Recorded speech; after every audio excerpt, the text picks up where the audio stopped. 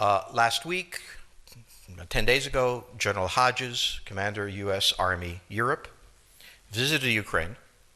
He announced that U.S. trainers would now officially be coming, not just unofficially coming. He actually pinned medals on Ukrainian fighters, which by protocol of the military is not the way. Foreigners don't get to pin on, medals. But he did, showing that this was his army. He then left and in the Baltics announced that the United States would be pre-positioning armor, artillery, and other equipment in the Baltics, Poland, Romania, and Bulgaria, which is a very interesting point. So the United States, and now yesterday the United States announced that it would be sending weapons. Tonight, of course, they denied it, but they are. The weapons will go. In all of this, the United States has acted outside the context of NATO. Because NATO has to have a 100% vote. Any one country can veto anything. And the Turks will veto it just for giggles. The point is that the United States is prepared to create a cordon sanitaire around Russia. Russia knows it. Russia believes that the United States intends to break the Russian Federation. I think that, as Peter Lorre put it, we don't want to kill you, we just want to hurt you a little bit. The United States has a fundamental interest. It controls all the oceans of the world. No power has ever done that. Because of that, we get to invade people and they don't get to invade us. It's a very nice thing. Maintaining control of the sea and control of space is the foundation of our power. The best way to defeat an enemy fleet is to not let it be built. The way the British managed to make certain that no European power could build a fleet was to make sure the Europeans were at each other's throats. The policy that I would recommend is the one that Ronald Reagan adopted toward Iran and Iraq. He funded both sides so they would fight each other and not fight us. This was cynical. It was certainly not moral. It worked. And this is the point. The United States cannot occupy Eurasia. The moment the first boot sets the ground, the demographic differential is we are totally outnumbered. We can defeat an army. We cannot occupy Iraq. The idea that 130,000 men would occupy a country of 25 million, well, the ratio in New York of cops to citizens was greater than we had deployed in Iraq. So we don't have the ability to go across, but we do have the ability to, first, support various contending powers so they concentrate in themselves with political support, some economic support, military support, advisors, and in extremis, do what we did in Japan, in Vietnam, in Iraq, and in Afghanistan, spoiling attacks. The spoiling attack is not intended to defeat the enemy. It's intended to throw him off balance. What we did in each of these wars, in Afghanistan, for example, is we threw Al-Qaeda off balance. The problem we have, since we're young and stupid, is that having thrown them off balance, instead of saying, okay, job well done, let's go home, we said, well, that was easy. Why don't we build a democracy here? This was the moment of dementia that came in. The answer, therefore, is the United States cannot constantly be intervening throughout Eurasia. Britain didn't occupy India. It took various Indian states and turned them against each other and provided some British officers for an Indian army.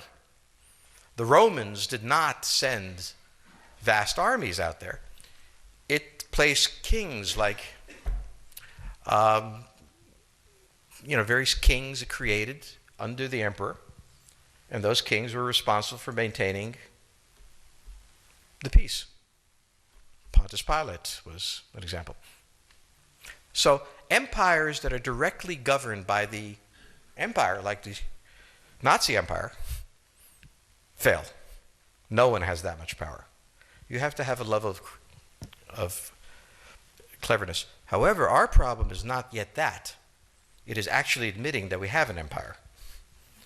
So we haven't even gotten to that point where we don't think we can kind of go home and it'll be over and done. And so we're not even ready for chapter 3 of the book. Remember the structure of Europe. From St. Petersburg to Rostov, you draw a line. To the west of it is the European peninsula. To the east is Russia. No one has ever permanently occupied Russia. But Russia has always moved westward. Now it's its furthest point east. The line, incidentally, is roughly the border of the Baltics, Belarus, and Ukraine. The question on the table for the Russians is, will they retain a buffer zone that's at least neutral? Or will the West penetrate so far in the Ukraine that they're 70 miles away from Stalingrad and 300 miles away from Moscow? For Russia, the status of Ukraine is an existential threat. And the Russians cannot let go. For the United States, in the event that Russia holds onto the Ukraine, where will it stop? Therefore, it's not an accident that General Hodges, who's been appointed to be blamed for all of this, is talking about prepositioning troops in Romania, Bulgaria, Poland, and the Baltics. This is the intermarium, from the Black Sea to the Baltic, that Pilsudski dreamt of. This is the solution for the United States. The issue to which we don't have the answer is, what will Germany do? So the real wild card in Europe is that as the United States builds this cordon sanitaire, not in Ukraine, but to the west, and the Russians try to figure out how to leverage the Ukrainians out, we don't know the German position. Germany is in a very peculiar position. Its former Chancellor, Gerhard Schroeder, is on the board of Gazprom. They have a very complex relationship to the Russians.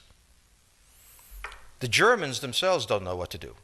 They must export. The Russians can't take up the export. On the other hand, if they lose the free trade zone, they need to build something different. For the United States, the primordial fear is Russian capital, Russian technology, German technology and German capital, Russian natural resources, Russian manpower, as the only combination that has for centuries scared the hell out of the United States. So how does this play out? Well, the U.S. has already put its cards on the table. It is the line from the Baltics to the Black Sea. For the Russians, their cards have always been on the table. They must have at least a neutral Ukraine, not a pro-Western Ukraine. Belarus is another question. Now, whoever can tell me what the Germans are going to do is going to tell me about the next 20 years of history. But unfortunately, the Germans haven't made up their mind. And this is the problem of Germany always. Enormously economically powerful, geopolitically very fragile, and never quite knowing how to reconcile the two. Ever since 1871, this has been the German question, the question of Europe. So to answer my faithful colleague of 700 years of empire, where Hungary and Croatia was joined, I didn't think you enjoyed that much.